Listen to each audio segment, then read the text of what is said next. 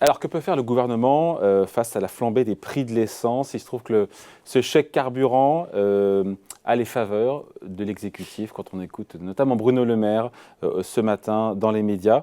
Bonjour Mathieu. Bonjour David. Mathieu Plane, directeur adjoint du département analyse et prévision de l'OFCE. On vous en parle parce qu'on a bien compris que Jean Castex devrait cette semaine annoncer des mesures de protection sur les prix du carburant pour les plus fragiles. On met de côté, on a compris que une baisse de taxes TICPE, TVA de manière globale et généralisée, ça n'arrivera pas. Ça n'arrivera pas, pour plusieurs raisons. Hein. Je pense que ça se défend ou pas? Parce que c'est vrai qu'on entend le chiffre de 1 centime, c'est Bruno Le Maire qui dit ça ce matin, 1 centime de baisse de taxes, c'est 500 millions d'euros annuels. Pour les comptes publics de manque de recettes, de perte ou de manque à gagner de recettes. Oui, en fait, ça va très très vite. Pour un effet où on se dit, est-ce que si on baisse d'1 centime la facture par litre, est-ce que vraiment on la voit? Du coup, 1 centime, ça ne vaut pas vraiment, je pense, le jeu, on ne vaut pas la chandelle. Donc imaginons qu'on fasse 10 centimes pour récupérer. En fait, en gros, les prix de l'essence ont monté à peu près de 10 centimes, je crois, si on regarde sur un mois ou quelque chose comme ça. Donc, ça fait 5 milliards. Et si vous le faites sur une année, ça fait 5 milliards. 5 milliards, c'est pas rien, premièrement. Deuxièmement, il y a deux problèmes, à mon avis. Le problème, il est quand même budgétaire. Ouais. Donc on le voit, c'est très coûteux.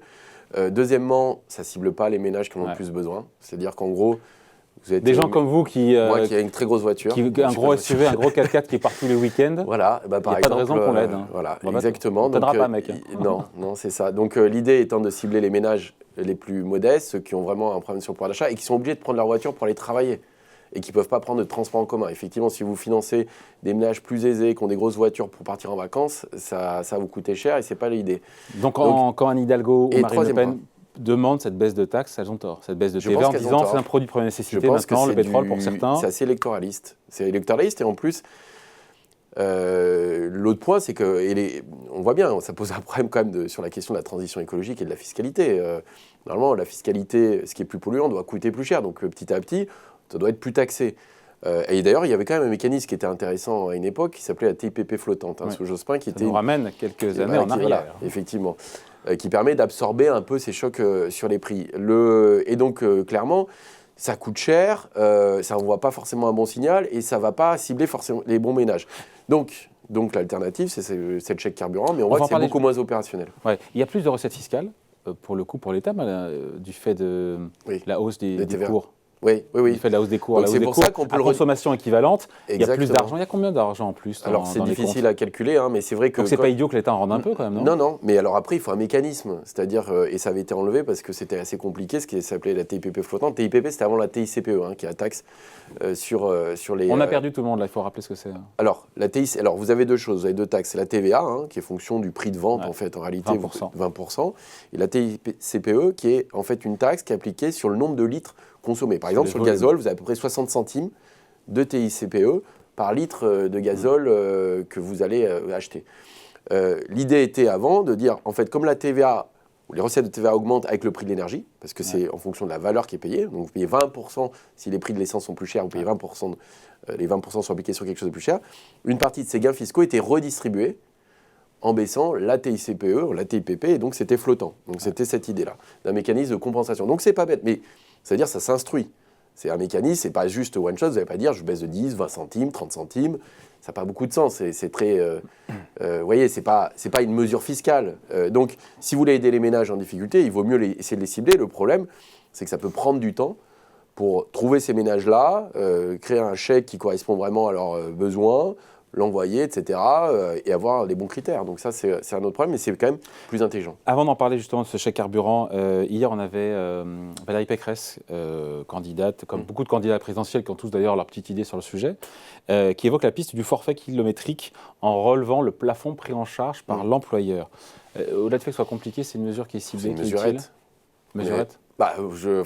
Qui aujourd'hui, il n'y a pas beaucoup de gens qui sont sur du forfait kilométrique, c'est pour des gens qui sont au coût réel, donc c'est vraiment des gens qui, c'est pas forcément le quotidien de tout le monde qui va faire des déclarations avec un forfait kilométrique qui serait plafonné. Donc je pense pas que ça réponde aux problèmes actuels. C'est vrai qu'on est un peu dans un concours, l'épine de la compensation liée à ces prix d'essence. On voit bien qu'on est aussi dans une campagne présidentielle, et donc il y a un peu un peu d'agitation autour de tout ça. On n'est pas les seuls non plus. Je voyais en Allemagne, c'est sur l'électricité, mais il y a eu une baisse de fiscalité de 9 milliards d'euros en Allemagne. C'est énorme. C'est énorme. Mais on a eu un mécanisme, là, le bouclier tarifaire qui a été mis en place pour l'électricité. 5 milliards. Oui, chez nous en France. Oui, 5 milliards, mais c'est quand même pas... Enfin, c'est 9 milliards en Allemagne, quoi. Ouais. Donc on n'est pas exactement dans les mêmes ordres de grandeur, mais c'est quand même des montants qui sont importants. Mais on voit bien que la réponse, et c'est vrai, c'est très difficile, c'est que quelque part, l'action des pouvoirs publics, elle est quand même extrêmement dépendante de ces évolutions des prix de l'énergie. On voit qu'il y a une grande sensibilité des ménages à ça, notamment à ces prix de l'énergie, parce que ça vient directement impacter leur pouvoir d'achat. Ouais. Et qu'on n'a pas de substitution. Surtout ça, pour les ménages les plus... Et les ménages plus modestes qui sont plutôt en périurbain, qui vont pas avoir des transports en commun, qui doivent prendre leur voiture pour aller travailler. Pour qui ce poste compte énormément. Et voilà. Et donc ce poste va contribuer fortement à dégrader leur pouvoir d'achat. Et on voit, n'oublions pas, que la crise des Gilets jaunes, elle part quand même d'une histoire de taxes, de carburant en 2018, au moment où le prix de l'essence est élevé. Donc je pense que la grande crainte du gouvernement, c'est de revivre une crise des Gilets jaunes. Ouais. Donc on a compris, Bruno Le Maire l'a redit ce matin, davantage favorable à un chèque carburant qu'une baisse de taxes généralisée. Il y a un chèque énergie, il y a tout un dispositif qui existe, le chèque essence. Il faut le cibler, le dispositif n'existe pas aujourd'hui, il faut le créer. Comment on fait pour, en fonction de quoi? De ceux qui roulent, qui roulent pour aller en week-end au travail, combien est-ce qu'ils gagnent? Comment est-ce qu'on fait pour cibler correctement ça? Alors, c'est un arbitrage politique, le ciblage, en réalité. Il n'y a pas une théorie du ciblage. Il y a juste des exemples, comme les Hauts-de-France, qui ont mis ce chèque carburant en place. Le critère premier, ça peut être un critère de revenu. Déjà, vous pouvez être éligible en fonction des conditions de ressources. Après, deuxième point, c'est qu'il faut que vous ayez une distance entre votre domicile et votre travail qui soit quand même suffisamment importante et que vous n'ayez pas la possibilité de prendre des transports en commun. Ouais. Ça, c'était aussi un critère. Donc, c'est-à-dire que si vous habitez à 10 km de votre travail, mais que vous pouvez prendre le RER, le métro ou le bus, a priori, normalement, c'est un choix. Du coup, vous prenez. Mais on peut cibler tout ça. On peut très bien. Mais du coup, ça prend du temps. Parce que tous ces critères vont être importants. Comment vous faites aussi pour les gens qui font du travail de nuit, par exemple, qui pourraient avoir des transports en commun le jour, mais quand vous êtes en horaire décalé, c'est très compliqué. Donc, il y a beaucoup de gens qui prennent aussi leur voiture, pas forcément juste par plaisir, c'est aussi parce que il y a cette nécessité parfois des horaires décalés ou des choses comme ça. Donc bonne idée, mais à instruire compliqué. Et c'est pas très opérationnel. Donc ça veut dire que les gens doivent le demander. Il faut que les critères soient vérifiables. Les gens doivent le demander, c'est-à-dire non, mais c'est-à-dire qu'on va pas l'envoyer. On ne peut pas les repérer. Donc il va falloir qu'eux aussi fassent la démarche. Contrairement à la facture, on sait en fait qui se chauffe au gaz, à l'électricité, etc. Donc les gens doivent faire cette démarche-là et donc les critères doivent être vérifiables.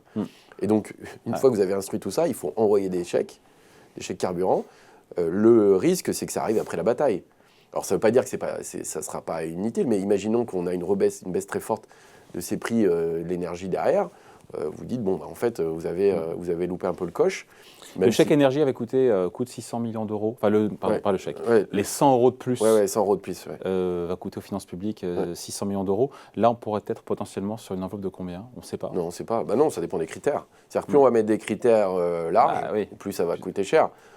Et plus vous allez cibler, moins vous avez de monde. À la fin, par exemple, je crois que dans les Hauts-de-France, ça reste assez... je crois que c'est 1% des ménages, donc c'est très peu, quoi.